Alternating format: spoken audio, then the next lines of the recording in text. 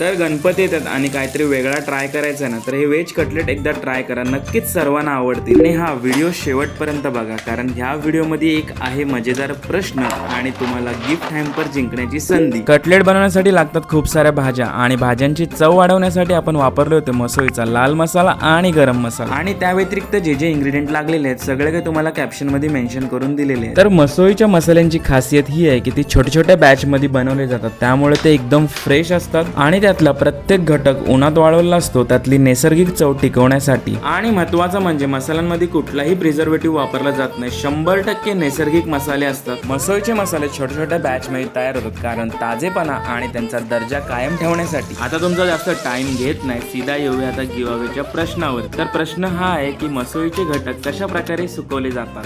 थांबा एवढ्या लवकर कमेंट करू नका. कमेंट करण्याच्या आधी गिव्हअवेची अट ही आहे की तुम्ही दोन्ही अकाउंटला फॉलो केलेला असायला पाहिजे. नसेल केलं तर आत्ताच फॉलो करा. विजेता घोषित 27 ऑगस्टला होणार आहे. Bye bye, happy cooking.